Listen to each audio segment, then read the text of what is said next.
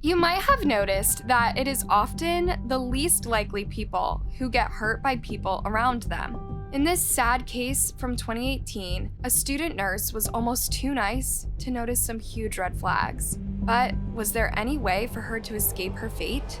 Let's find out. I mostly remember her laugh and just her presence. Look who I found! She was always the one who was the most sensitive and supportive friend ever. Haley Anderson had a big future ahead of her. In 2018, she had nearly finished her last year of nursing training at Binghamton Medical School, and she really wanted to help other people. As a top student, she already had a job lined up for when she graduated in May that year. So she had a bright future ahead of her, and she really didn't want to be tied down to any serious relationship until she graduated. She had a few on and off relationships, and the guys she got involved with mostly understood that. Oh, she's such a free spirit. She was a millennial hippie.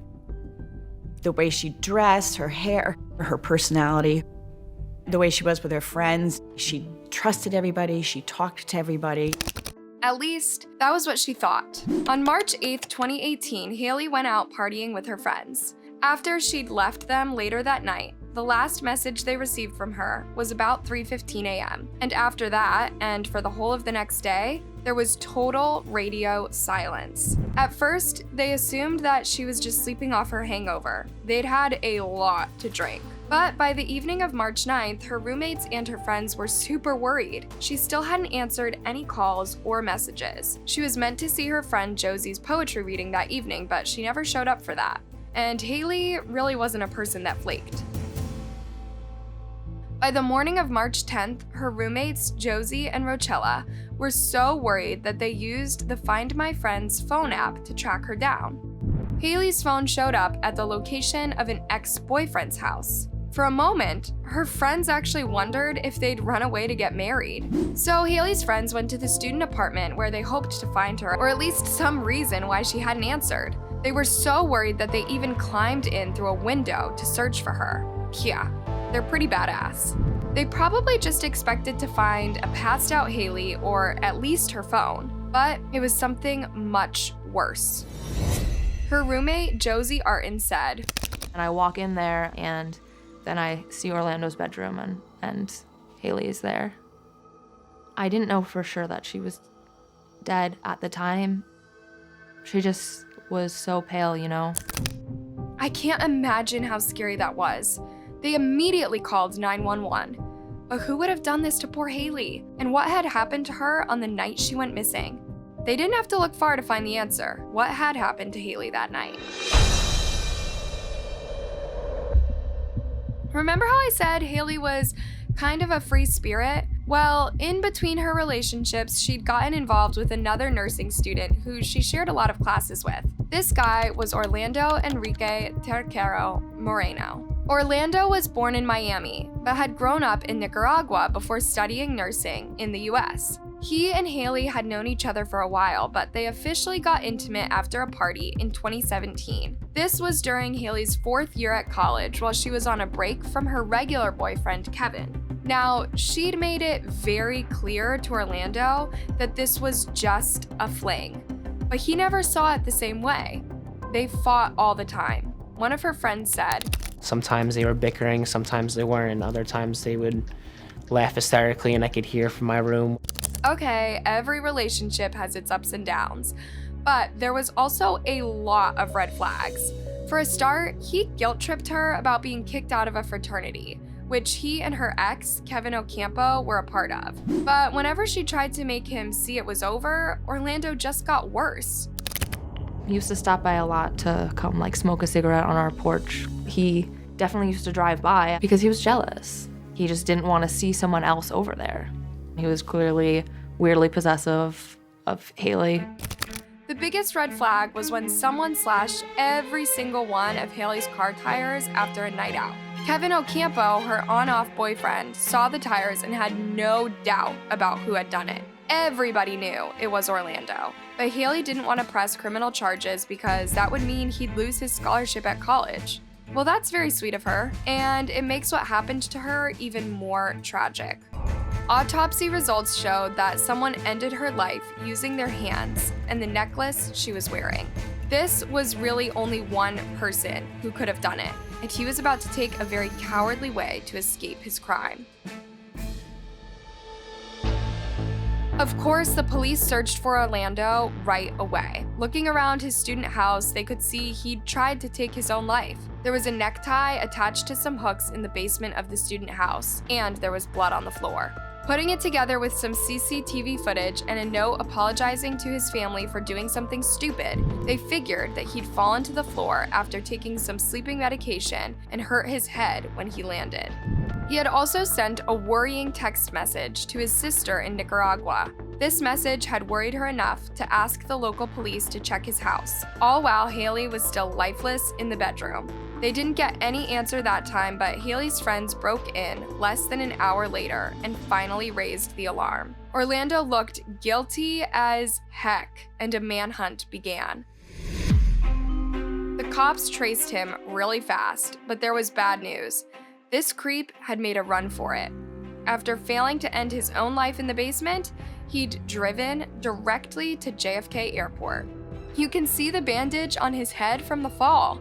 He just barely missed a flight to Miami, his birthplace, but then must have decided to fly even further away. So now, the main suspect was hiding out in Nicaragua in South America. The coward had run back to his home turf. Trying to get Orlando out of Nicaragua was going to be a very difficult thing because he had dual citizenship. Stephen Cornwell, Brome County's district attorney, was heading up the case.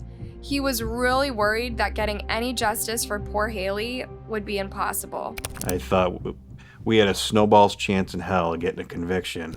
The first trick would be to even catch Orlando, now that he'd left the country. Orlando was picked up at a hospital in Managua, where he'd gone to get that head injury and some self-inflicted wounds checked out. The local police quickly arrested and charged him. After a lot of intense discussion, both the US and Nicaragua made a compromise. Although Orlando would not be sent back to the US, he would go on trial in his other homeland. That country's Justice Department also charged Orlando with femicide, a specific type of homicide in which a woman is murdered on account of her gender.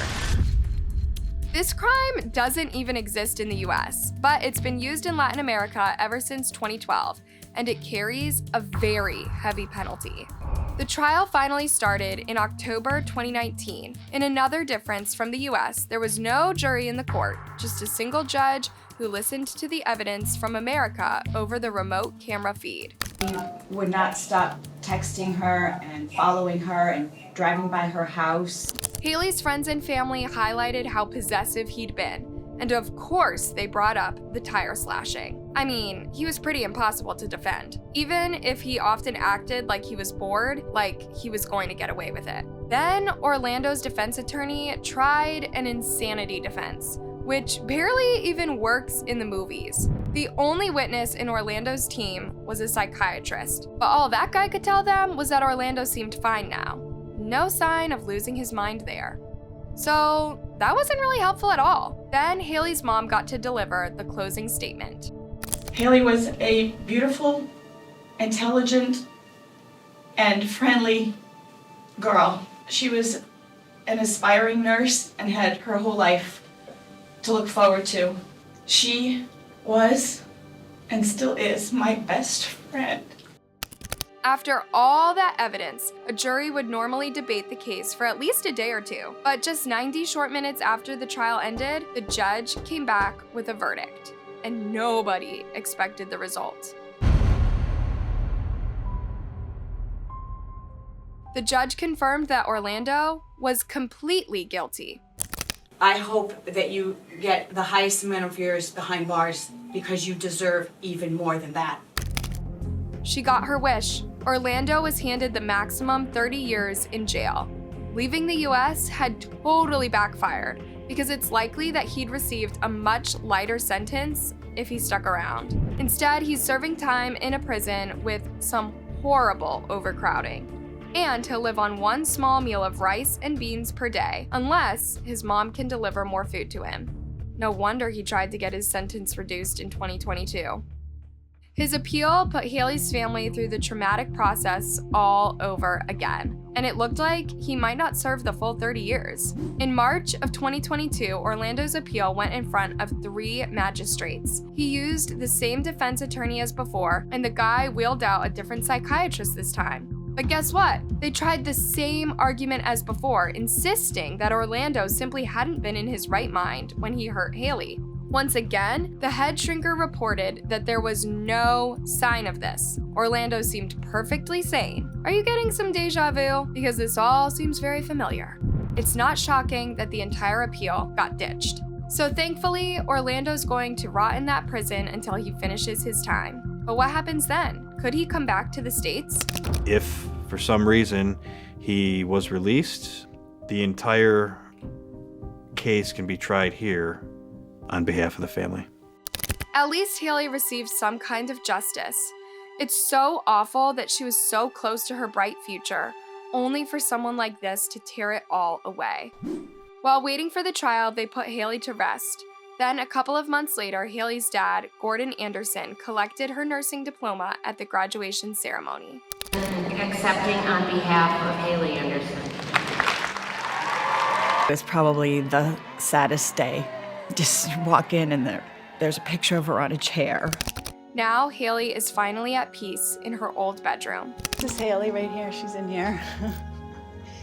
And her mom hopes that the attention from Haley's case will help a lot more people who could be in danger. And also to all of the people who see red flags, to make sure you follow through and take them very seriously to help prevent these things from happening. What do you think about this case? Were Orlando's friends right, or was he always this bad and just kept it hidden? I'd love to know your thoughts in the comments below.